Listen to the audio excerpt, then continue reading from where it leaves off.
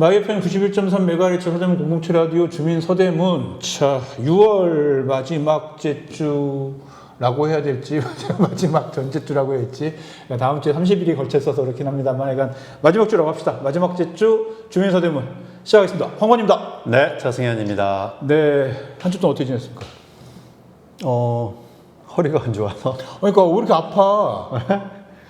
이제 뭐, 내란 종식하고 선거 끝나고 나니까. 그러니까. 그동안 긴장했던 게 좀 풀리면서 그러나 보죠. 그러니까 빨리 좀 이렇게 나아야 될 것 같아요. 지금 녹음하기 전에 바로 병원 갔다 와서 약을 막 이만큼을 받아와가지고. 그래서 뭐 허리는 뭐 좋아지고 있는데, 어쨌든 많이 움직이지 말라고 그래서 지금 그러고 있는 상태예요. 여러분들도 건강 조심하시기 바랍니다. 네, 건강 유의하십시오. 날씨도 덥고 이런데 건강 정말 유의하셔야 될 것 같다는 생각이 들고요. 장마는 끝난 것 같아요, 분위기가. 벌써 끝났다고요? 뭐 장마는 6월 장마가 그렇게 길 때도 있지만 짧을 때도 있잖아요. 지금 이제 근데 거의 지금 한 6월 말부터 또 7월 초까지는 7월 중순, 7월 말 이때까지 또 장마가 와야 되는 거잖아요. 그건 이제 태풍. 네. 그래서 주말에 뭐 비가 많이 올 것 같다고 막 서울에 그래서 비 많이 오면은 어떡하지? 뭐 그래서 되게 걱정을 했었는데 비가 한 번도 안 와가지고. 원래 7월 태풍이 비가 더 많이 오는 거라서. 약간 그랬습니다. 다만 이번에 이제 6월 뭐 장마다 뭐다 이렇게 준비하면서 보면서 이렇게 그런 방송이랄지 이런 것들을 좀 이렇게 뭐 좀 보는데 이제는 좀 국지적인 그거가 점점 늘어나고 있는 추세이다. 이걸 어떻게 대비할 것인가가 중요하다. 실제로 이제 뭐 행안부나 이런 데에서 자료를 보면은 이제 행안부에서 이걸 다 컨트롤할 수는 없을 것 같다. 지자체의 권한을 많이 넘겨줘야 될 것 같다. 재난과 관련된. 이번 여름은 이제 비도 이렇게 갑자기 뭐 부산인가? 한 시간에 뭐 이렇게 많이 내렸다고 하잖아요. 그러니까요. 그런 것도 있지만은 더위와 싸운 것 같아요. 그러니까 어쨌든 이거를 동네별로 다 다른 상황이기 때문에 이거를 행안부에서 전체를 한꺼번에 뭐 컨트롤하거나 모니터하기가 쉽지 않다. 그렇다면 이 권한을 일단 재난이나 뭐 이런 더위든 뭐 비든 이런 거에 대한 권한을 지자체로 조금 더 이관하는 거는 어떻겠냐라는 게 이제 행안부에서 지난 그 산불 때 나왔을 때의 어떤 평가를 하면서 대안 중에 하나가 그거더라고요. 그래서 지자체나 이런 데서 조금 더 재난과 관련된 걸 조금 더 고민할 필요가 있지 않나? 약간 이런 생각이 하나 들었고, 두 번째로는 죄송합니다. 휴대폰이 안 터졌잖아요, 그때 산불. 그렇죠, 그렇죠. 네. 기지국이 이제 뭐 문제가 생기거나 그러면은 라디오를 다시 살려야 된다. 라디오로 다시 결국 돌아가야 한다. 서대문 공동체 라디오가 재난 방송을 주관해야 된다 뭐 이런 느낌인데. 그러니까 어쨌든 지자체가 점점 이제 지역이 중요해지고 그 다음에 라디오가 다시 한번 재난과 관련된 이런 매체로서 다시 한번 이제 그 대안으로서 다시 나타나게 된다라면 어쨌든 공동체 라디오든 지역 방송이든이 굉장히 중요해질 수밖에 없는 상황은 조금 오지 않나? 약간 이런 생각이. 그래서 이제 들었습니다. 그런 부분도 우리가 고민을 해봐야 될 것 같긴 해요. 말씀하신 것처럼 우리가 이제 핸드폰이 많이 보급되어 있기 때문에 뭐 전 국민이 다 갖고 있죠. 그렇기 때문에 핸드폰으로 바로바로 정보를 알 수 있다 이렇게 했는데 아니에요. 예전에 그 서울시에서 새벽에 북한에서 미 이렇게 넘어왔다고. 맞아요. 미 확인? 뭐 이렇게 네. 오물풍선인지 드론인지가 넘어왔다고 그때 거의 전쟁 난 것처럼 이렇게 한번 했잖아요. 맞아요. 그때 네이버 불통이었잖아요. 그리고 그것도 있대요. 그것도 있는 거를 고민해야 되는 것 중에 하나가 뭐냐면은 지금 이 문자를 보내는 사람들이 보통 40대, 50대 그러니까 공무원들이 보내야 되니까 대졸 이상의 사람들이 보내잖아요. 이 사람들이 쓰는 단어를 과연 이해할 수 없다. 연세가 있으신 분들 혹은 좀 학력이 조금 떨어지신 분들 혹은 이제 글자를 배우지 못하신 분들 이런 분들이 과연 이걸 보고 이해할 수 있겠냐라는 것도 있더라고요. 그래서 라디오가 중요하다는 얘기도 하더라고요. 왜냐면은 라디오는 들으면은 얘기하면 되는 거. 얘기는 훨씬 문자보다 이해도가 빠르니까 들었을 때. 그러니까 이제 그 라디오를 그럼 우리가 어떻게 보급하고 설치할 거냐 이런 고민이 필요한 건데 시골 가면은 예전에는 동네 이장님께서 그 마을회관 거기 스피커로 동네 이장입니다 뭐 이렇게 했잖아요. 근데 요즘은 집마다 아예 그게 스피커가 있어요. 그쵸. 그래서 이제 그 집 스피커로 하는데 근데 서울을 그 정도까지 할 거냐는 좀 다른 문제 같아요. 일본 같은 경우가 재난방송과 관련된 라디오가 있는데 그 라디오를 어떤 식으로 배치를 하냐면 혼자 사시는 분들 어르신들, 그리고 장애인가 있으신 분들이 사는 집, 그리고 저기 요양원, 그리고 복지관 이런데 라디오를 같이 들을 수 있게 아예 설치를 해놔요. 그러면은 그렇게 기본적으로 저는 까는 것도 필요하지만 서울 같은 이제 밀집 지역이잖아요. 네, 그리고 아니 30만이 살고 20 몇만의 가구가 있는데 그거를 지금 공급한다고 또 이게 잘 들으시는 것도 아니기 때문에 저는 그러니까 제 얘기는 어쨌든 이게 동네 거점 전봇대에 그냥 이렇게 설치를 해가지고 한꺼번에 이렇게 방송할 수 있는 시스템을 고민해봐야 된다는 거예요. 기술이 많이 발달한 게 옛날부터 있었던 기술인데 뭐냐면 재난 라디오 일본에서 쓰는 재난 라디오고 한국에서 지금 거의 개발이 다 됐는데 뭐냐면 재난이 딱 터지잖아요. 여기서 뭐가 이렇게 신호를 주잖아요. 라디오가 켜집니다. 그냥 자동으로 켜집니다. 근데 제 말의 핵심은 라디오를 보급하고 하는 게 누가 거기를 놓고 쓰고 그러지 않으니까 뭐 그렇긴 하죠. 그냥 혼자 계신 분들이야 당연히 이제 그거에 라디오를 듣고 하실 수 있고 뭐 그거를 이제 친구 삼아 할 수 있는데 뭐 집에도 없을 수 있고 그걸 어디 준다고 누가 이렇게 거실에 놓고 있지도 않을 거잖아요. 그런 거는 문제가 있죠, 사실은. 그건 이제 어떻게 할 건가는 사실 숙제이긴 하죠. 그러니까 저는 이제 그렇기 때문에 아예 이런 이제 시골 같은 경우는 멀리 퍼져 있기 때문에 일일이 집을 보급할 수 있지만 이렇게 밀집된 곳에는 이런 전봇대 같은 곳에다가 아파트 같은 경우는 사실 아파트에서 뭐가 있잖아요, 방송이. 아 그렇죠. 그런 걸 어떻게 연결을 할 것인가가 사실은 그러니까 아파트는 그렇게 하면 되고 그치. 이런 저층주거에는 그냥 전봇대 같은 데다가 스피커 그렇죠. 그런 것도 하면 되잖아요. 그것도 고민해 볼 수 있는 문제예요. 예, 사실. 예. 이제 맞습니다. 그런 식으로 어쨌든 이런 이제 전파가 아닌 방식의 예.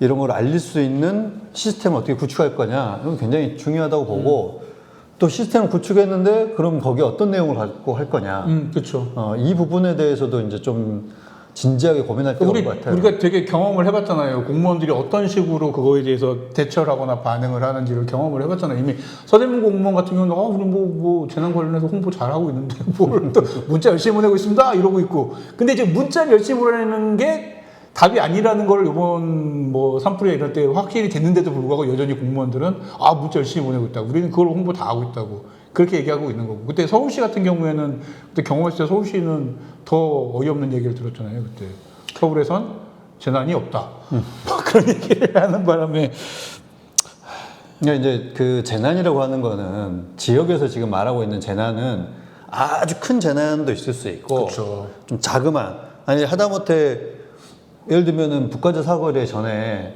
태풍 불었을 때 나무가 쓰러졌잖아요. 그것도 재난이죠, 사실. 그럼 그런 부분에 있어서 우리가 미리 알려주고 피해 가시게 하거나 그리고 그 주변에 그 나무만 그런 게 아니고 또 다른 나무도 비슷한 수종이고 그렇기 때문에 또 쓰러질 수 있잖아요. 그런 부분에 대해서 미리 알려드리는 부분도 있어요. 그리고 특히 이제 어떤 지역은 침수되는 곳도 있고. 그렇죠. 그리고 이제 홍제천, 불광천 같은 경우는 특히 서대문에서는 예민하게 이제 주시해야 될 공간이기 때문에. 그 왜 그러냐면은 그 도림천이라고 하는 관악구에 있는 도림천 같은 경우 침수돼가지고 혹은 사람이 들어가는 바람에 사망사고가 뭐 2, 3년에 한 번씩은 나는 경우가 있기 때문에 사실 불광천 홍제천은 잘 관리해야 되는 겁니다. 그렇죠. 그래서 이제 거기에는 이제 구에서 아마 방송하는 시스템이 돼 있어요. 있는 걸로 알고 있어요. 네, 그래서 이제 지금 이제 법 나온 가능성이 있으니까 들어가지 마시라고 이제 방송도 하고. 근데 어쨌든 그런 시스템을 지역적으로 갖추고 있어야 된다. 그래서 서울 입장에서는 아니 뭐 북가자 사거리에 나무 쓰러졌다고 관심이 있을 수 떨어지겠죠? 그러겠죠.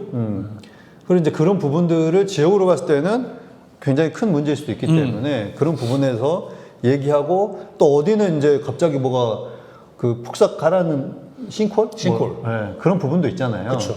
근데 싱크홀을 이제 아주 크게 싱크홀이 있지만은 비가 올 때는 이제 좀 작은 싱크홀들이 생길 수 있어요. 그 싱크홀 뭐 해놓은 거 가서 보니까 이게 대부분 다 이렇게 그냥 진짜 조그만한 거 이렇게 빠지는 것도 싱크홀이라고 치더라고요. 그렇죠. 직경 30cm 정도 이상이면은 싱크홀이라고 이게 뭐 원래 포트홀이 있고 싱크홀이 있고 뭐 이런데 뭐 그걸 구분하는 것보다 어쨌든 그런 작은 내용들이 사람들한테는 더 크게 와닿을 수도 있기 때문에 예전에 비가 오면은 제가 구현일 때는 동네 안 돌아다니면은 욕먹지.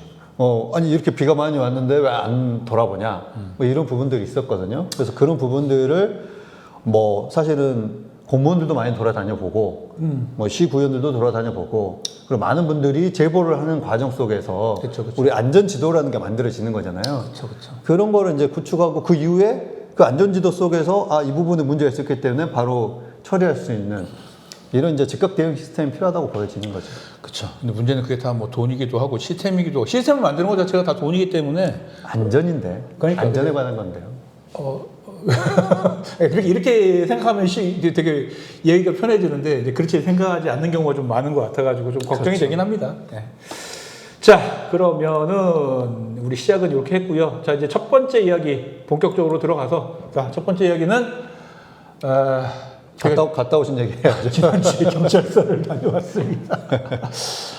국민의힘 구의원들이 고소를 해서 갔다 왔는데 그래서 이제 내용을 좀 설명드리면은 작년 2024년 12월 20일에 국민의힘 의원들이 본회의장 점거를 해가지고 본회의장에서 의결을 못하고 그때 2층에서인가 이제 의결을 행정복지위원회 상임회의실에서 네, 의결을 했었던 일이 있었는데 본회의장 점거를 한 것 때문에 이제 그 당시에 이제 점거하는 과정이 CCTV로 찍혔는데 CCTV를 저희가 공개했습니다. 독점으로 해서 예, 단독으로 공개를 했었죠 그때. 본회의장을 점거하기 전 그쵸. 오전 9시쯤인가 네부터 그때부터 이제 그 타임라인을 조금 이렇게 잘 쪼개가지고 이제 네. 해서 공개를 했었죠. 그래서 그 부분에 대해서 공무원들과 국민의힘 구의원들이 교감이 있었던 게 아닌가라는 이제 네, 저는 의혹을 제기하면서 그 CCTV를 공개했던 했죠. 부분인 거잖아요. 네.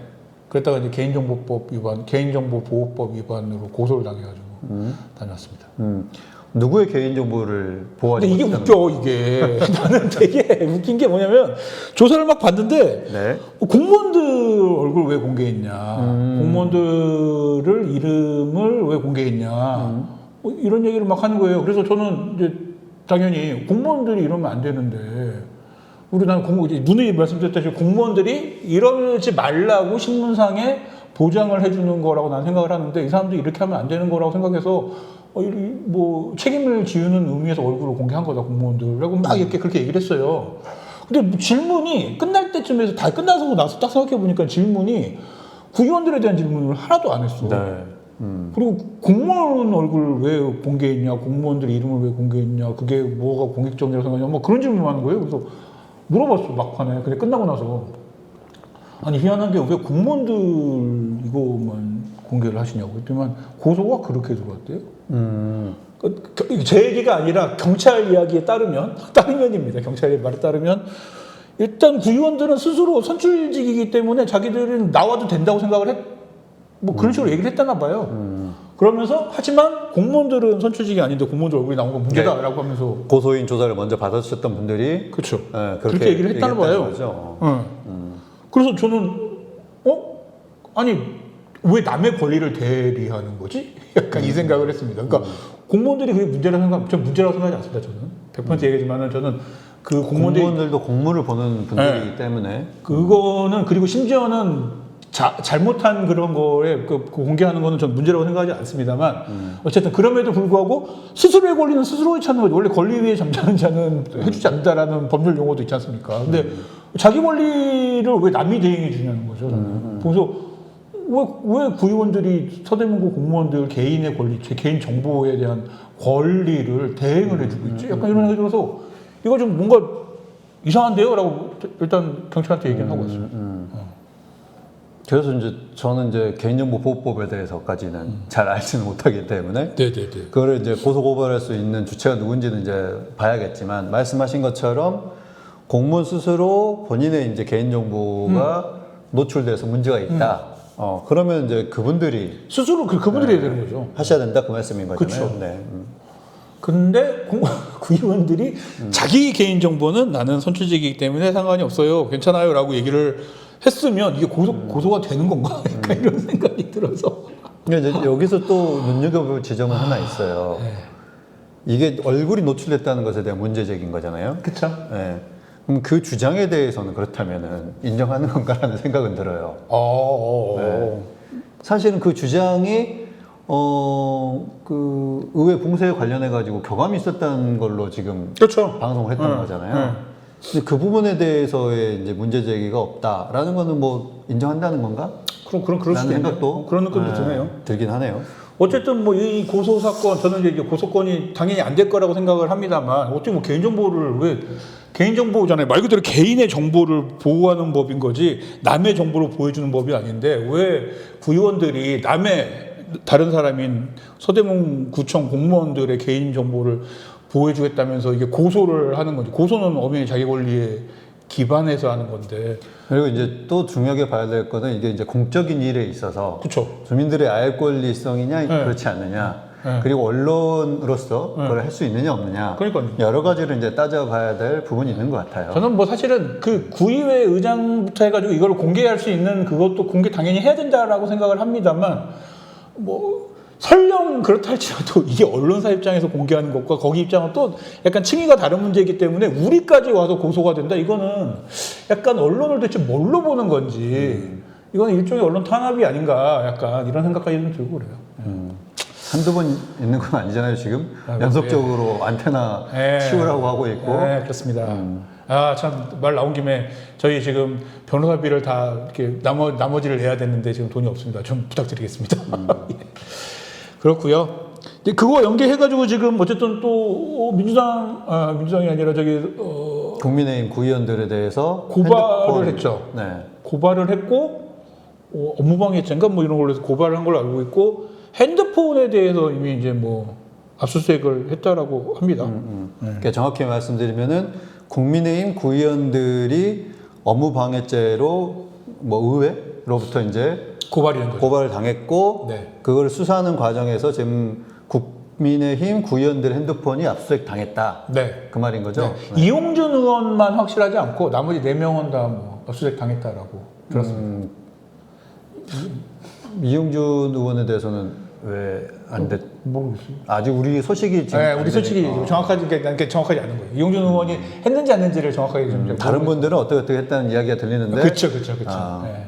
거기에 대해서만 아직 소식을 못 접하고 있다. 이용준 의원은 자기가 정보했던 당사자이기 때문에 심지어 이 양반을 제외하고 오히려 4명을 하는 게 웃긴 것 같은데 그러니까 그런 상황입니다. 예. 그 중에 모 의원은 바다에 빠졌다는 이야기. 바다에 빠뜨려가지고 뭐 핸드폰이 바다에 빠져가지고 뭐 이제 먹통인지 뭐. 새로 했다는 뭐 이런 이야기도 들리더라고요. 네. 그래서 뭐 약간 많이 들어본 듯한. 어디서 많이 본 듯한. 네. 아무튼 오얏나무에서 갈 쓰지 말라고 했습니다. 어쨌든 좀 언론은 건드리지 맙시다. 뭐. 이런 부분에 있어서 문제를 지금까지 억지로 지금 고소 고발 건으로 풀어 나가고 있는데, 그러니까요. 저는 이제 구청과 구의회가 사실 1차 정례회도 지금 하고 있는 마당이기 때문에 2025년 그렇죠. 네. 좀 더 전향적인 서로의 입장들을 잘 내놨으면 좋겠다는 얘기가 들어요. 이게 웃긴 게 뭐냐면은 이 얘기도 또 해야 되겠네. 우리 아까 이제 그 얘기했잖아요. 안테나 관련해가지고 소송 들어왔다고 그랬잖아요. 그거 이제 변호사비 좀 잘 좀 부탁드리겠습니다. 근데 지금 거기 담당 직원은 방수공사를 해야 돼 거기 위에. 그래서 우리 보고 잠깐 이걸 치우면 안 되겠냐 송신기를. 근데 지금 소송 중이잖아요. 그러니까 저희들 입장에서도 이걸 해줄 수가 없는 거야. 그래서 그 건드리시면은 저희가 방송법상에 대해서 형사 고발을 할 거고 민사 소송을 제기할 수밖에 없습니다라고 얘기를 할 수밖에 없는 상황을 만들어놔요 지금 이 상황이. 그러니까 이 사람들이 우리한테 그 민사 소송을 걸므로써 우리도 아니 그냥 반대로 그렇게 해주시지 그랬어요. 그러면 방송사 하면서 살짝 옮기시고 또 한 다음에 제자리를 갖다 놔주세요. 그러니까 그렇게 원래 관계가 괜찮으면 그렇게 할 수도 있죠. 아니, 이제 사실. 그러고 나면 사실은 민사 소송을 할 만한 내용이 사라져 버리는 거잖아요. 그러니까 아니죠. 그 전에 이유가 단순히 방수공사만이 이유가 아니거든요. 아니 그러니까 그 앞에 이제 내용들이야 방송이 마음에 안 들었다는 내용들이 쭉 있지만 실제 방수공사를 위해서는 치우고 할 수 있다면서요. 그 옆으로 옮겨놓고. 그렇죠. 그러니까 방수공사를 끝내놓으면. 근데 여기 이제 철거를 해달라는 거예요. 아니 그러니까 제 말은 그렇게 방송공사가 끝나고 나면은 방송공사를 위해서 철거해달라 했는데 방송공사가 끝났으면 철거할 이유가 사라지잖아요. 물론 그렇죠. 근데 어쨌든 지금 관계가 지금 이런 상황이니까 아니 뭐 자기들이 먼저 소송을 걸어놓고 이제는 또 치워달라 방송공사 때문에 치워. 근데 소송 그 안에 소송서 민사소송 그 이유 안에 방송공사에 대해 치워야 한다라고 해소 소송을 걸어놨어요 우리한테. 근데 우리가 지면 문제는 저쪽 상대편 변호사비까지 우리가 다 내야 돼요. 근데 지금 와서는 소송하고 관계없이 치워달래 일단. 그래서 이게 뭐 하는 건지를 잘 모르겠어요. 그래서 이게 잘 모르겠습니다 솔직히. 그래서 이게 좀 잘 좋게 해결할 수 있는 문제도 왜 이런 식으로 문제를 만드는지를 잘 모르겠고 약간 그렇습니다. 그래서 이제 하다가 끊겼는데 구청과 구의 이제 지역 발전과 지역 주민들을 위한 기관인 거잖아요. 저번 주에도 말했지만은 이 문제들을 지금 해결하기 위해서 결국은 이 문제를 일으킨 사람들이 방안을 전 내놓아야 한다고 생각해요.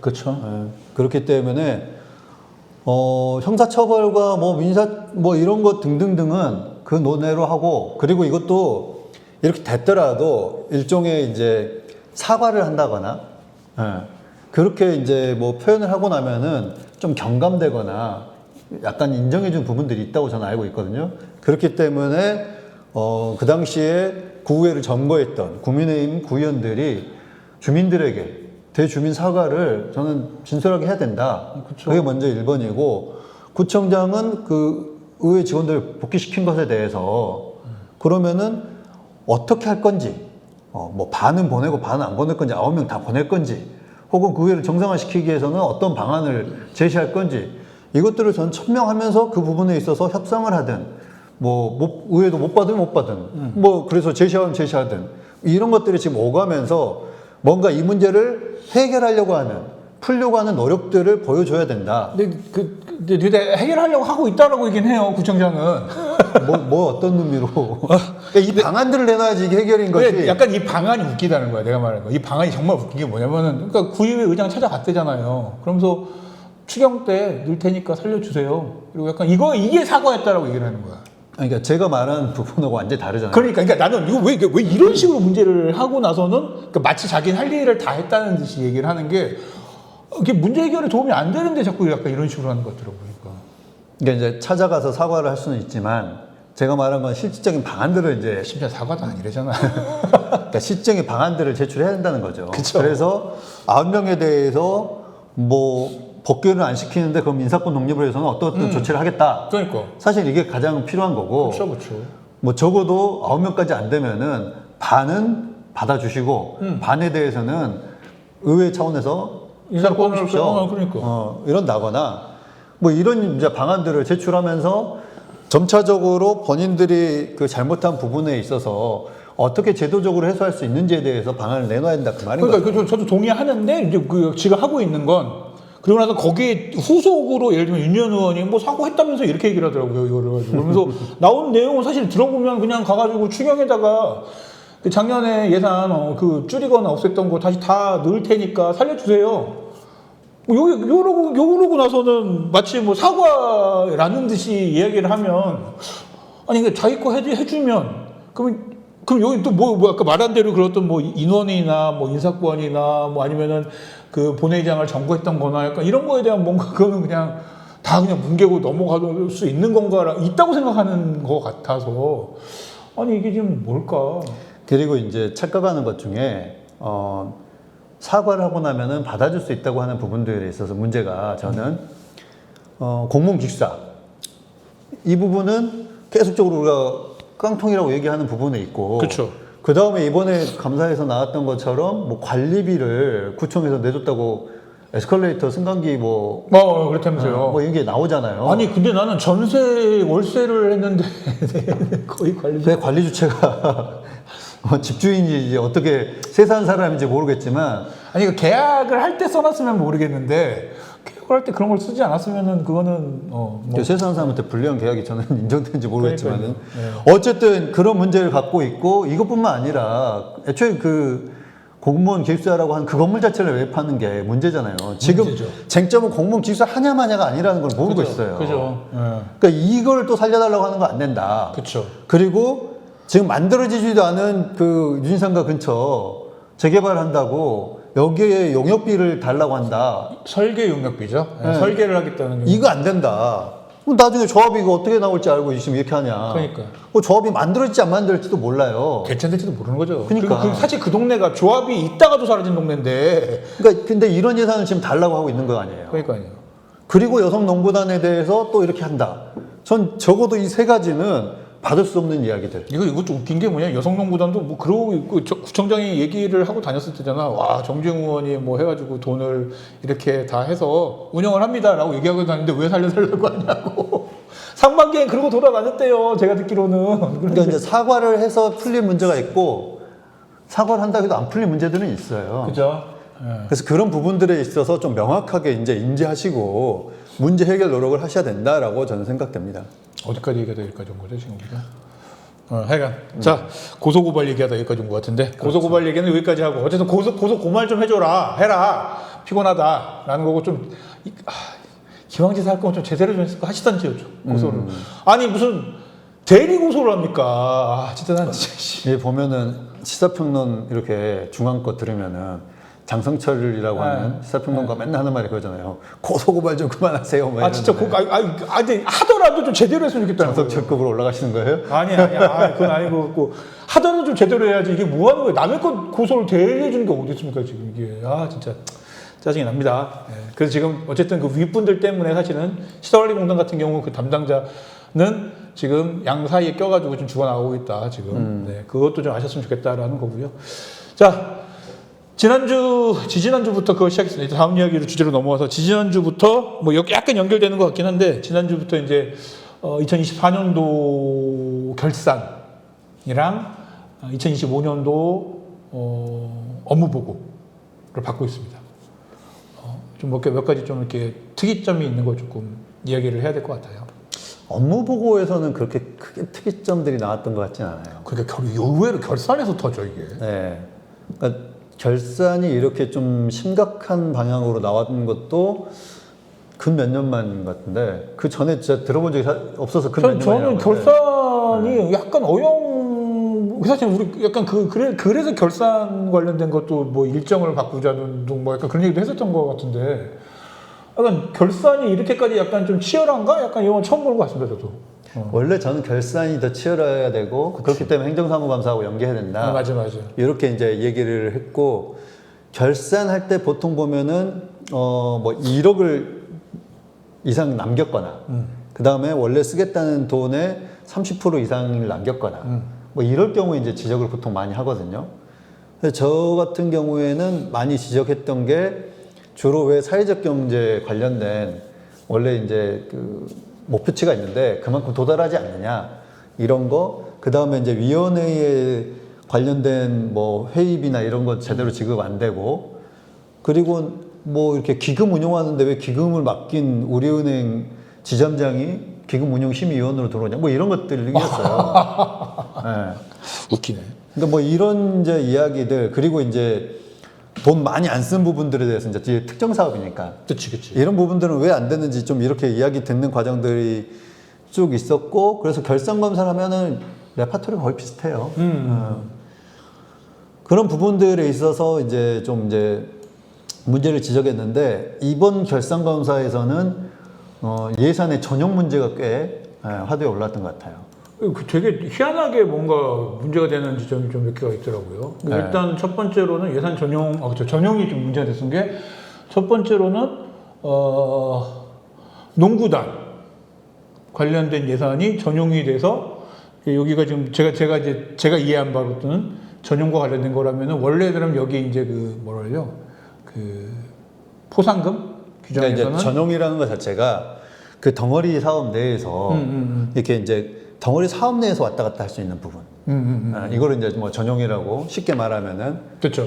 그렇게 설명될 수 있고. 근데 이거 포상금이 2천만 원까지 줄 수 있다라고 하는 예산이 잡혀 있었는데, 그 문화체육 과장의 말에 따르면, 농구단이 너무 잘해서, 계속 연속 우승을 했기 때문에, 잘하는 데다 계속 줄 수밖에 없어서 포상금을 1억 2천 몇백만 원을 줄 수밖에 없었고, 그래서 초과되는 1억 얼마는 감독의 보증금이죠. 그러니까 감독 숙소의 보증금을 전용해가지고 줬다. 근데 이게 전용이 됩니까? 보증금은 남는 돈이잖아요. 근데 포상금은 없어지는 돈이잖아요. 이게 말이 되는 건가? 이렇게 전용하는 게? 이해가 안 되더라고요. 이건 예산상에서의 문제는 없을 거예요. 그래요? 그러니까 이제 전용을 하는 거에 있어서의 문제는 없을 거예요. 전용은 문제가 없겠죠. 그러니까 전용하는 거에 문제는 없겠지만, 이제 따져볼 거는 그럼 감독 숙소는 어떻게 지금 하고 있느냐? 보증금 없다면은 월세는 더 높아질 거고, 그리고 이제 포상금을 그렇게까지 지급해야 되느냐? 이제 이런 문제가 남는 거겠죠. 그래서 저는 의문이 드는 게, 애초에 보증금은 남는 돈이잖아요. 그렇긴 하죠. 예산을 이렇게 짤 때 보증금은 돌려받을 돈이라고 생각하기 때문에 이건 약간 부채 성격으로 남는 거잖아요. 근데 포상금은 없어지는 거잖아요. 성격이 다른데 이게 전용이 되나? 저는 약간 지금 문득 그게 이해가 안 되더라고요. 이거는 남는 돈이라고 당연히 생각을 하고 2년 후, 4년 후에 받을 돈이라고 생각해가지고 쓰는 건데, 그러니까 부채가 되는 건데 이게 사라지고 그냥 사라지는 돈으로 해서 이거를 포상금으로 준다가 이게 말이 되는지가 잘 이해가 안 되더라고요. 그러기도 하지만 이제 이 포상금이 전국의 4개 팀이 겨루고 그 다음에 이제 우리가 좀 더 잘하는 선수들을 이제 모셔와가지고 지금 치러지고 있는 농구 경기잖아요. 네. 포상금을 이만큼 줘야 되는지에 대한 이제 고민이 필요한 거죠. 그리고 포상은 제가 대충 연봉을 표를 내가 받아서 본 적이 있는데 거기 전체 포상금과 보상금으로 돼 있는 이 영역 자체가 아마 연봉일 거예요.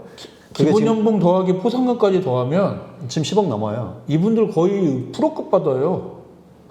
프로급이 제가 얼마 받는지 거의 몰라서. 최저임금은 똑같습니다. 네. 프로급의 최저 연봉은 여기서 3천만 원, 여기서 3천만 원이에요. 그러니까 프로도 3천만 원이고 서대문구의 실업농구단도 3천만 원이 최저 연봉이거든요. 근데 이제 거기서부터 이제 누가 더 많이 받냐의 그건 건데 보통 지금 이제 프로농구단 같은 경우가 예산 그 연봉이 공개가 안 되긴 하더라고요. 그러니까 최고 연봉들, 억대 이상 연봉들만 공개가 되는 거예요. 나머지 이제 공개 밑에 이 억대 연봉 이하는 공개가 안 되는데 얼추 요 6, 7천만 원, 7, 8천만 원대, 6, 7천만 원 요때에 포상까지 더하면 제가 볼 때는 프로보다 그렇게 적게 받나 싶을 정도로 제가 볼 때는 아마 배치될 가능성이 높습니다. 그러니까 이제 직장 경기 부분 거잖아요. 네. 그렇기 때문에 프로가 아니기 때문에 우승을 했다고 했을 때 뭐 포상금을 저는 줄 수는 있다고 봐요. 그죠? 근데 이제 이거를 지금 2천에서 1억까지 할 정도로 과하게 줄 필요가 있느냐? 그리고 이거는 이제 다른 문제라는 거예요. 그리고 공무원들도 지금 그거 할 게 뭐냐면 공무원들 같은 경우도 자기들이 초과 근무 아무리 많이 해봐야 못 받잖아요, 다. 그렇죠. 뭐 20일 정도인가? 네. 못 받으시잖아요. 11일인가 아무튼 네, 네, 못 받아요, 이게. 제가 그래서 그게 사실 뭐 소송 들어올 때도 있고 뭐 옛날에 뭐 경기도에 있는 소방관들이 왜 안 주냐고 그래서 소송하고 뭐 그래서 이기기도 하고 지기도 하고 그러는데 어쨌든 공무원들이 지금 초과근무 수당이나 관련된 어떤 그런 수당 같은 거를 다 못 받고 있는 상황인데 왜 여기는 다 챙겨주느냐. 정작 공무원들은 그렇게 되는데 이거는 왜 다 챙겨주냐는 약간 형평성의 문제도 있는 것 같기도 하고. 네. 그렇습니다, 사실. 그래서 그 포상금이 이 부분은 이제 전용을 했다는 이 행위 자체에 대해서의 문제보다 뭐 감독 숙소의 보증금이 1억까지 돼야 되는지도 전 잘 모르겠지만은 어쨌든 그 1억을 뺐다는 문제 그리고 또 하나는 포상금을 그만큼 직장운동 경기부에 그러니까. 그것도 이제 4개 팀밖에 없는 네. 여기에 줘야 되는지 이 부분들에 대해서는 좀 이제 이 운영상으로도 고민이 필요하다. 저는 자꾸 이런 게 쌓이면 쌓일수록 실업농구단한테 도움이 안 된다고 생각해요. 직장운동 경기부. 네. 네. 서대문구 여자농구단한테 도움이 안 된다고 생각해요. 이게 지금 자꾸 반감만 쌓이는 식으로 그리고 저는 이 예산집행을 숙소를 보면서 갑자기 들었던 생각 중에 하나가 네. 제가 구의원일 때 유진상가에 청년 창업 공간을 만든다고 해서 그때 5억인가 예산을 만들어가지고 34평짜리 공간을 매입하고 리모델링 한 적이 있어요. 저는 그 공간 살아있는지 지금 궁금해요. 혹시 그 공간을 지금 쓰고 있는 건 아닌가? 뭐 그럴 수도 있겠죠. 예. 그러면 지금 이건 뭐예요 이게? 뭐 이건 전용보다 저는 더 심하다고 보는데. 어쨌든 여자농구단은 이 추경 때 과연 통과가 될 것인가에서 의문이 가게 만드는 결산 결과랄까 뭐 약간 뭐 예산 자체가 좀 줄어들고 있는 상황인데 그걸 또 이번에도 올해도 내내 추경을 뭐 이렇게 약간 전용해가지고 쓸라나? 뭐 어쩔지 모르겠어요. 아니 그리고 이제 지금 이것보다 더 심각한 문제가 있잖아요. 행정지원과의 국외 경비 이거를 사실은 이분들에게 썼다는 거 아니에요. 그러니까요. 이 대상자가 이분들이 된다는 것 자체가 저는 좀 놀랍더라고요. 된다고 주장하더라고요. 또 심지어 놀랍게도. 근데 나는 된다고 주장을 하면 이런 거야. 이게 뭐가 지금 논리무슨이 생기냐면은 된다고 생각을 하면 됐다고 쳐. 오케이. 쳐. 근데 이 예산을 쓰고 나서 갔다 오면은 국외 연수기 때문에 연수보고서를 써야 되거든요. 연수보고서가 없대요. 그래 놓고 나서는 근데 왜 연수보고서가 없냐 그러면 이거는 포상의 성격이다. 실제 그렇게 얘기했습니다. 문화체육과 과장이 포상의 성격으로 보내주는 거다. 근데 연수 예산으로 포상의 성격으로 연수 예산을 보내줬다 하더라도 그럼 연수 보고서를 그렇게 안 쓰는 게 맞는 건가가 막 나는 이게 뒤섞여가지고 이제는 막 뭐 하는 거 싶더라고요. 아니 보통 그게 가는 것도 포상의 성격으로 가는 경우도 있잖아요. 있죠. 뭐 그러면 뭐 쓰시겠죠 그분들도. 근데 이건 아예 없대잖아.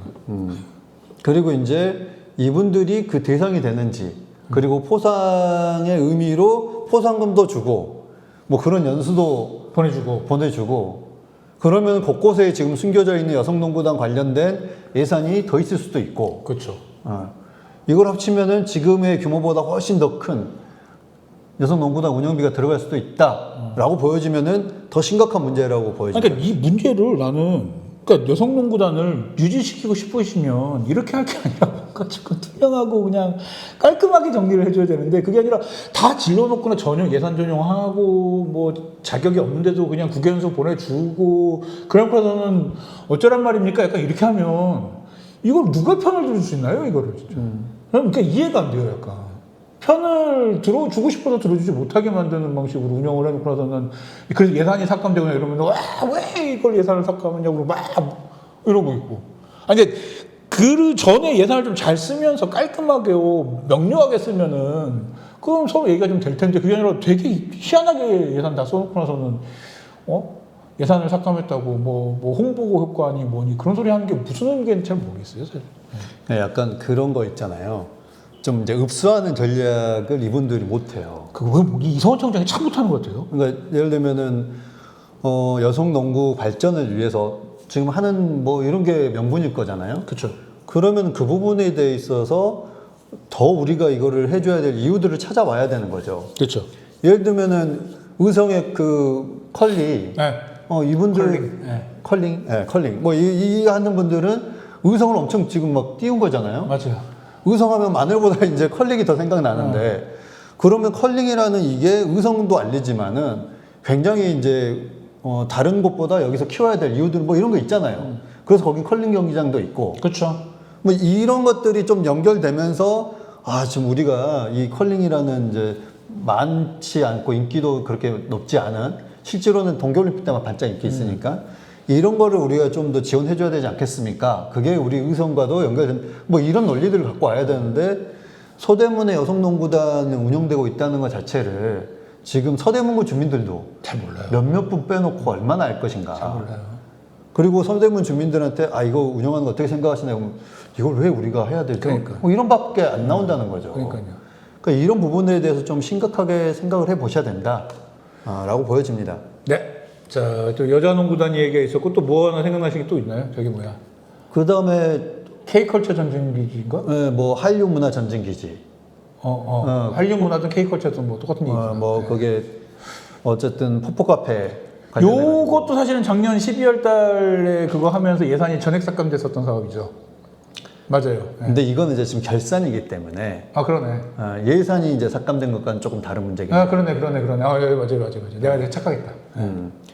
그렇긴 하지만 이제 작년에는 아예 한류 문화 전쟁 기지에 대한 논의가 없었던 거잖아요. 논의가 없다가 이제 올해 지어보겠다. 여기 이제 해보겠다고 신규 사업으로 들어온 거잖아요. 여기 원래 이제 그 뭐 서장 뭐 장구 무슨 뭐가 있는 공간을 명지대로 빼고 이 공간을 이렇게 해가지고 K컬처 뭐 건물로 한번 지어보겠습니다. 뭐 이런 식으로 했었던 것 같죠. 예. 근데 이제 이게 신규 사업으로 올해 예산에 나타난 거예요. 그렇죠, 맞아요. 근데 이미 결산을 보니 작년에 관련된 시설비를 전용해서 썼다. 여기 뭐 하는 데야? 나 진짜. 이제 뭐 이렇게 지금 이제 구에서는 결산해서 주장되고 있는 거죠. 이게 맞다면 그 결산을 했었던 사람 그 의원들이나 이런 사람들이 말이 맞다면 도대체 서대문구청은 뭐 하는 데입니까? 이게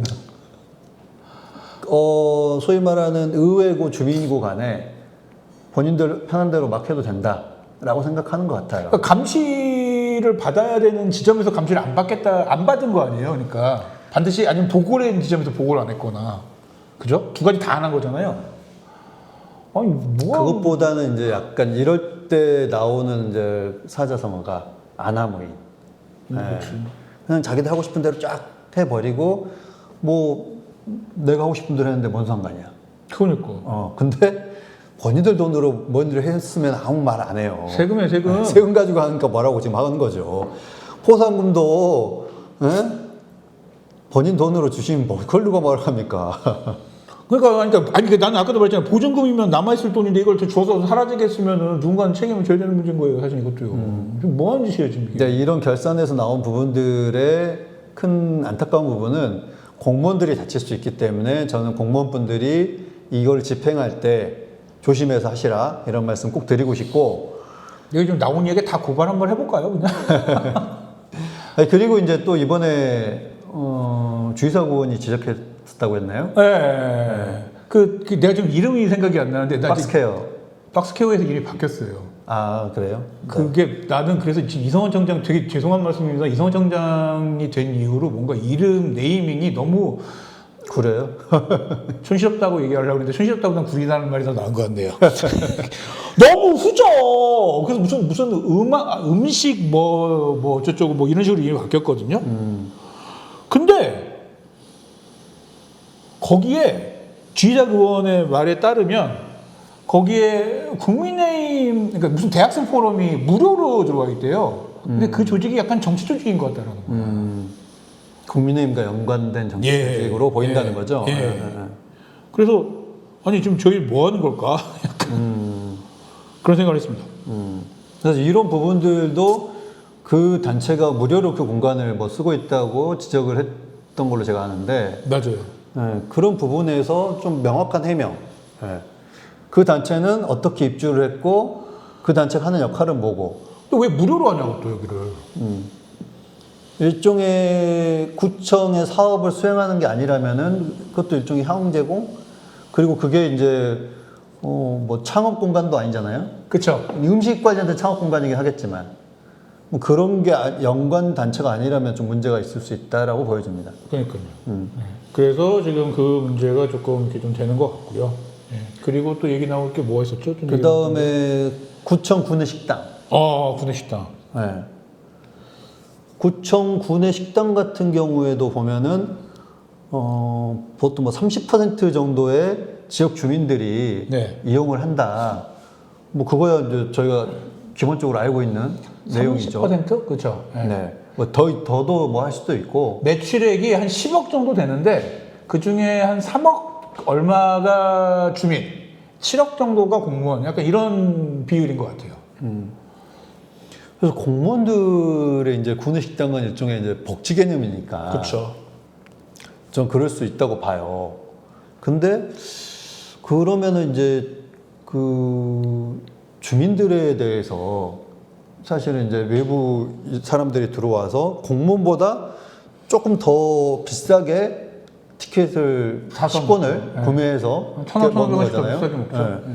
근데 이분들에 대해서는 복지 개념이 아닌 거잖아요. 그렇죠. 이분들이 그냥 우리가 드리는 것도 아니고 티켓을 사서 먹는 거기 때문에 물론 공무원들도 티켓을 사서 먹긴 하지만 이분들은 이제 복지 개념이 결합돼서 이제 제공하는 거고 이제 소위 말하는 이제 사내 식당이기 때문에 근데 이제 주민들이 식사한 비용이 뭐 아까 3억 정도다 그렇게 하면은 지금 김규진 의원이었나요? 네. 지적한 네. 의원이 김규진 의원의 이제 주장에 따르면은 왜 부가가치세에 대해서 구청은 처리를 하지 않느냐? 이 부분이 그렇죠. 있는 거죠. 그랬더니만 구청 입장에서는 뭐 서초군과 강남구에 있는 데서 그런 비슷한 류의 곳이 있었는데 이렇게 섞여서 했는데 뭐 안 내도 되는 걸로 그런 사례가 있었다. 뭐 그렇게 얘기하더라고요. 그러니까 그것을 명확한 법령 근거를 갖고 와야 된다는 거죠. 그래서 근거를 이제 달라고는 했는데 그 다음에 확인은 안 되고 있습니다.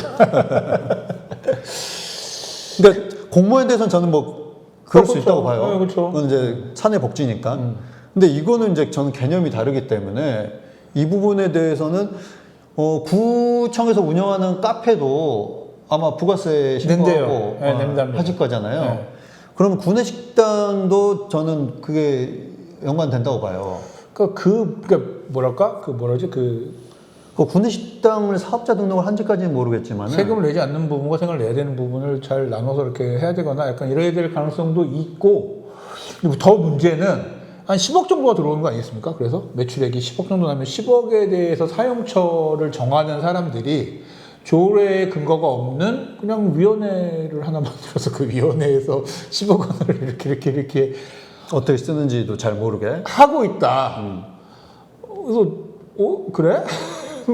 근거가 없다고? 뭐가? 10억 원이나 되는 돈을 이렇게 사용 결정하는 그런 위원회 뭐 약간 이런 데가 근거도 없이 그렇게 하고 있구나. 약간 이런 이야기를 들었어요. 이거는 뭐 확실한 것 같습니다. 이거는. 그리고 더불어서 지금 눈먼 돈이라고 할 수 있는 게 우리은행이 구 근거잖아요. 네. 그 근거로 지정되면은 구에 얼마간의 이제 지원을 또 해요. 그렇죠. 지원을 하는데 예전에는 어떤 사업에 한다고 제 기억으로는 꼬리표가 달렸던 걸로 기억을 하거든요. 네네네. 근데 지금은 그냥 이게 수입 딱 들어온 걸로만 처리하고 그러면 이제 이게 녹아들어서 없어졌다 그 말인 거예요. 이분들 지금 주장은. 그래서 목적성으로 어떤 사업에 대해서 우리은행이 지원해 주는 게 아니다.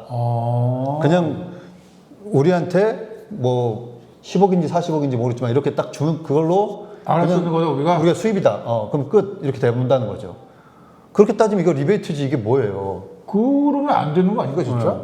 이게 목적성을 갖고 예를 들면 뭐 ESG든 뭐 이 사회 환원이든 이런 게 아니라 그 근거 지정했으니까 얼마 준다. 그럼 구청장님 그 돈 가지고 여자농구단 운영하세요. 그럼 되겠네. 그래도 이제 그 지출 예산을 짜야 되기 때문에 그렇게는 또 말은 안 돼요. 그래서 이제 이 부분에 대해서 이제 문제인데 여기서 한 발 더 나가면은 문제는 그렇게 돈을 이제 우리한테 주는 게 있고요. 또 하나는 일종의 후원이라는 개념으로 맞아요. 사업을 하잖아요. 네. 후원에 있어서는 저희한테 돈이 왔다 갔다 하지 않고 직접적으로 지원하는 때는 방식으로. 어떤데 그냥. 그래서 어떤 그 예를 들면은 신촌에서 뭐 공연을 한다. 그러면 우리은행 후원하면은 공연 팀에 대해서 직접적으로 지원을 해주는. 근데 이거는 얼마간을 지금 해주는지도 잘 분석이 안 되고 있다는 그러니까. 거죠. 그러면은 우리은행이 그 근거를 하면서 얼만큼에 대해서 우리한테 지원을 해주고 있는지에 대해서 명확한 계산이 안 선다는 거죠. 이 부분은 좀 깜깜이라서 향후에 좀 개선될 필요가 있는 것 같아요. 정리가 좀 될 필요가 있겠네요. 진짜. 네. 그런 부분들에 있어서 좀 저는 이제 문제가 있고 그게 결산에서 이번에 좀 지적된 많은 부분들인 것 같습니다. 농구단, 식당 그리고 한류 전진기지인가 그거 전용 문제. 이건 말이 안 되는 얘기인데 이걸 한 거. 그리고 나서 지금 이제 그 다음에 나온 게 이제 지금 우리은행 관련된 거. 약간 이 정도였던 것 같아요. 네. 그래서 뭐 결산 그리고 이제 아까 그 뭐 결산이 아니라 업무 보고에서 이제 물어본 건데 이제 지사분이 지적했었던 거기 이름 좀 잘 지었으면 좋겠습니다. 약간 거기 이름도 왜 몇 번을 봤는데 안 외워져 이름이. 그래서 결산 관련돼서 이제 드리는 말씀이긴 한데 보통 보면은 우리 주민들이 이제 이게 아주 예전 일이에요. 요즘은 그렇진 않아요. 뭐 이제 돈 남으니까 보도블록 갈아엎는다. 뭐 이제 이게 거의 우리 일상 그 박혀 있는 그거잖아요. 근데 보통 예산을 쓴다는 것도 다 기본적으로 그의 의결을 받고 사전에 정리된 거기 때문에 돈이 남는다고 해서 보도블록 갈아엎거나 그렇지는 않습니다. 그래서 그런 부분에 대해서는 우리가 좀 우리 주민들도 많이 이제 좀 알아주셨으면 좋겠고 다만 제가 이 얘기를 꺼낸 이유는 사전 계획을 하고 했다 하더라도 요즘 보면은 왜 하는지 모를 만한 보도블록 사업들이 있어요. 그렇죠. 특히 지금 이제 북가자 사거리 주변, 북가자 오거리에서 올라가는 그 보도블록과 지금 북가자 사거리에서 증산역 가는데 보도블록을 개편하고 있는데 제가 이번에 거기 지나가면서 상인분들한테 많이 들었던 얘기 중에 하나가 굳이 멀쩡한 보도블록을 왜 개선하고 거기에다가 나무를 뭐 이렇게 좀 식재한다고 하고 있느냐 이런 얘기가 굉장히 많이 들리더라고요. 하수도 때문에 그런 건 아니고? 그건 아닌 것 같아요. 그래요? 네. 그래서 이런 부분에 있어서 좀 사전에 주민들에게 잘 설명될 수 있는 우린 이러이런 지금 계획을 갖고 공사를 하려고 한다. 이런 부분에 있어서 지나가는 주민들이야 공사네? 라고 하실 수 있지만 그 주변에서 상인분들은 장사에도 영향을 미치지만 그분들은 아시잖아요. 직감적으로 필요하다 필요하지 않다. 그래서 공사를 하실 때 이런 부분에 있어서 좀 미리 설명도 좀 하면서 양해를 구하면서 사업을 진행했으면 좋겠다. 그러면은 이제 지나가는 주민들이 이거 진짜 왜 해? 그러면 그분들이 나서가지고 이러이런 점 때문에 공사를 합니다. 라고 설명돼 줄 수 있잖아요. 그래서 사업을 할 때 그런 점을 좀 염두에 줬으면 좋겠다라는 생각입니다. 예. 신촌 박스퀘어는 신촌 청년 푸드스토어로 이름이 바뀌었네요. 청년 푸드스토어. 근데 청년자 붙인다고 지금 다 되는 문제도 아니고 그러니까요. 팝업 카페 같은 경우도 청년들한테 장학금을 지금 뭐 4억 원인가 3억 원, 4억 원 모르겠는데. 네, 지급한다고 하고 있지만 아마 거기도 부가가치세는 지금 내실 건데. 냅니다. 네. 근데 거기에서 일하시는 분이 33분인가 그렇대요. 그러니까요. 그리고 나는 그보다 더 큰 문제가 지금 거기 일회용 컵을 써요. 사람이 너무 많아서 일회용 컵을 쓸 수밖에 없다는 거예요. 그래서 근데 이 구청에서 다른 방법을 찾아야 되는 거 아닐까? 그게 너무 한 번 갔는데 일회용품을 너무 많이 써. 그렇게 써도 되나 싶을 정도로 쓰는데 자기들은 규정을 어긴 바가 없대요. 근데 규정을 안 어겼겠죠.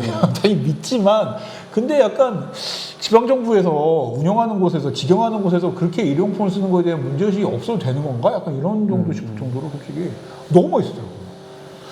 예, 여기까지 얘기하고요. 자, 이제 마지막 주제는 주민소관제. 네네네. 박경희 의원의 주민소관은 6월 18일자까지 해서 그걸 했었던 측의 말에 따르면 7,250명의 서명을 받아서 선관위에 냈다고 합니다. 7,250명이면 20%가 넘죠. 기준이 6,500명 정도였나요? 그 정도였을 것 같아요. 네. 근데 제가 약간 조금 보니까 그냥 분위기만 쓱 보기에 두 번씩 쓰고 세 번씩 쓰고 그러신 분들도 있어서 이거 다 걸으면 어떻게 될지 잘 모르겠다. 이런 생각은 듭니다. 우선 전 시간에 저희가 소환제 관련해서 이야기했던 것 중에 대통령 선거 기간 60일 동안에 네. 있었던 그 서명용지를 회수하지 않았다고 들리는 이 부분에 대해서 선관위는 더 명확해야 될 필요가 있을 것 같아요. 그래서 회수하지 않고 이 기간 동안 했는지 안 했는지 지금 불분명한 거잖아요. 저는 문제 있다고 보는데 이게 절차상에 이런 문제를 갖고 있으면은 지금 그 숫자를 넘겼다 하더라도 주민들은 의문을 가질 수밖에 없잖아요. 네네. 그래서 이제 이런 부분이 있고 그 다음에 말씀하신 것처럼 7천 몇 명에 대해서 받았다고 했을 때 이제 중복인이 아니냐 혹은 이게 동네 주민이 아닌 사람이 했을 수도 했을 있고 경우도 있고 그리고 이게 웃긴 게 정자가 아니고 흘림체로 써버리면 그래서 누군지 못 알아보게 네. 썼을 수도 있고 그러면 인정이 안 되죠. 그리고 이제 어떤 분들은 그럴 때도 있어요. 저희들도 이제 입당원서를 받다 보면은 해준다고 했는데 일부러 하나씩 틀려. 네. 번호 뒷자리 하나 틀린다. 아니 내가 이제 예를 들면 그렇죠. 내가 78년생이면 79년생으로 써버린다거나. 나도 몇 번 경험해 본 것 같아. 전화번호인데 전화는 안 걸려. 그 다음에 약간 이런 식으로. 그러니까 이런 부분들까지 하다 보면은 이제 기준 수치를 넘길 수 있을지까지도 이제 좀 보긴 봐야 될 것 같아요. 기술치를 넘긴다 할지라도 그러면 이제 이게 시간이 되게 미묘하게 걸려 있는 상황이라서 만약에 이제 다시 돌아올 수도 있잖아요. 이거를 보완해라. 근데 보완을 하는 시점이 7월 1일까지 보완이랄지 이런 것들이 딱 다 돼서 7월 1일 전에 다 보완이 돼가지고 그러니까 6월 30일까지 선거일이 투표일이 공표가 되지 않으면 안 되는 걸걸요 아마 그죠? 뭐 임기 1년 남기고 예. 전에 마무리돼야 되기 때문에 그런 부분들은 이제 선관위에서 공표를 하겠지만 공표가 만약 이제 성립이 된다고 했을 때 그럼 이제 그 부분에서는 투표를 이제 하게 될 거고 성립이 이제 안 된다고 하면은 이거는 그냥 이제 한 1억 뭐 날리는 것 같더라고. 뭐 그런 식으로 이제 정리가 되는 부분일 거로 보여집니다. 그래서 지금 뭐 좀 더 두고 봐야 될 것 같고 18일 날 냈으니까는 오늘이 근무 시간으로 따지면 18일부터 해서 근무 시간으로 따지면 4일째. 내일까지는 대략 뭐 양자당 간에 뭐 뭔가 한 열흘 정도 걸린다는 거, 열흘까지는 안 걸리, 열흘까지 걸리면 넘어가기 때문에 그렇게 해서는 안 될 거고 아마. 근데 이게 꽤 걸리겠죠. 이거를 뭐 엑셀로 다 쳐봐야지 이게 똑같은지 이제 중복인지 아닌지를 알 수 있을 것 같아요. 어쨌든 6월 30일 전에는 뭐 가타부터 뭐가 나와야 될 거 아니에요. 확정을 지어줘야 되기 때문에 그 사이에 보정하는 시간이나 이런 거를 계산하면은. 그러니까 이제 사실상 지금 이제 이거를 제가 보기에는 이제 정확히 이제 방법은 모르겠지만 제 느낌으로는 엑셀로 이 리스트를 다 해놓고 중복을 다시 때려봐야지 나올 거 아니에요. 그쵸. 그럼 이제 이걸 쳐야 될 거 아니에요, 다. 그렇죠. 그럼 그렇게 했을 때 7월 1일 넘기면 이제 끝인 거겠죠. 근데 그게 이제 기준치 숫자가 안 됐다. 네. 근데 이제 넘기면은 투표를 들어갈 거고. 그렇겠죠. 근데 그렇지 않고 일일이 그냥 눈으로 봐서 정짜네요, 아니네요 이것만 따지는 거는 중복을 어떻게 하겠어요? 뭐 그냥 거기서부터 기억니은으로 다 할 것도 아니고. 정자 아닌 건 아예 집어넣지도 않는 거잖아요, 그냥. 뭐 뭐 엑셀 찍지도 않겠죠, 뭐. 네. 정자 아닌 건 빼고. 그러니까 뭐 제가 볼 때는 쉬운 건 아닙니다. 그러니까 역사상 주민소환제가 성공한 사례가 그렇게 많지가 않기 때문에 뭐 쉬운 건 아닌지라 예. 다만 이제 좀 재미있다 이건 되게 주민소환제가 되게 서대문구가 올해 되게 많은 걸 하는 것 같아요. 보면은 그 뭐죠 그 예산 관련해서도 뭐였어요 그거 뭐 준예산 선결처분 선결처분을 대한민국 최초로 한 것 같고 뭐 그리고 뭐 이런 주민소환제 관련된 것도 이런 식으로 또 사용할 수 있고 준예산 선결처분 등등등 구청에서 집행을 했던 것에 대해서는 재정 365라고 하는 홈페이지에 있거든요. 거기를 통해서 어쨌든 쓴 돈에 대해서는 다 올라오기 때문에 준예산 기간 동안 혹은 선결처분 기간 동안 썼던 돈에 대해서 딱 뽑아보면은 어디에 돈을 썼다까지는 다 나올 수 있습니다. 그래서 그런 부분들을 누군가는 해보신다면은 재밌는 결과가 나올 수 있겠죠. 우리가 해야 될 것, 내가 해야 될 것 같은 느낌이 듭니다만. 네, 그렇고요. 지금 뭐 이성화 청장도 지금 어쨌든 들어갔습니다. 네. 뭐 현실적으로 가능한지는 모르겠으나 이성화 청장도 이러저러한 이야기로 주민소환제에 들어간 상태고,